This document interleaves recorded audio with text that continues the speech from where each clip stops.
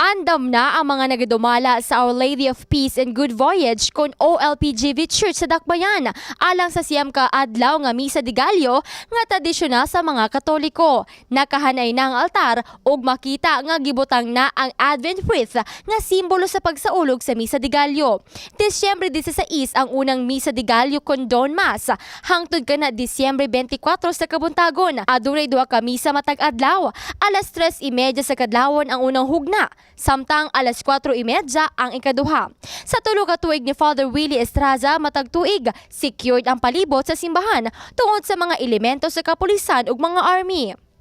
Ang gusto ko lang sana na ang gagamitin ng tao yung naman yung Sunday best nila, no, yung modest naman na pangsimba talaga, hindi yung kuminsan sobra naman yung ang gamit nila na hindi appropriate, no, hindi tama, no. Ang lahat na mag-attend ng Misa de Gallo, i-prepare din ninyo psychologically yung ninyo, ano, na ang purpose ninyo ay magdasal, magsamba sa Panginoon, and then siguro mag-sacrifice.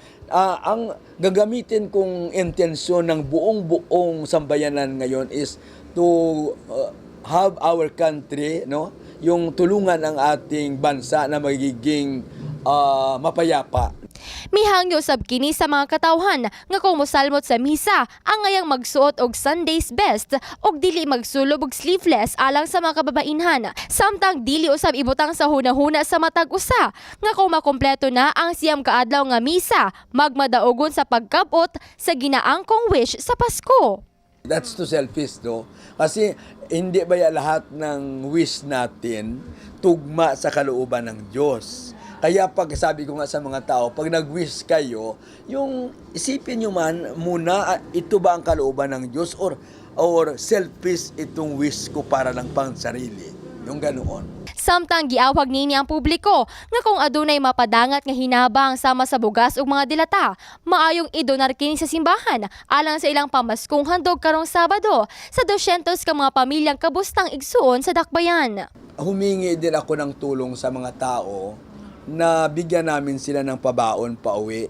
Yung gagamitin, yung siguro i-serve nila during Noche Buena. Kaya may 5 kilos or na bigas bawat pamilya. Then mayroon din silang mga dilata, mga iba-ibang klase din. Then siguro kahit bihon or something like that, no. Kahit anong pwede idagdag namin doon. Samtang og mga adlaw alas 5 sa hapon human sa misa, adunay ipahigayong lantern blessing sa simbahan, kundiin giawhag niini ang tanan nga mo partisipar. Human niini adunay ipahigayong prosesyon sa mga parol. Jessa Laduna, Brigada News.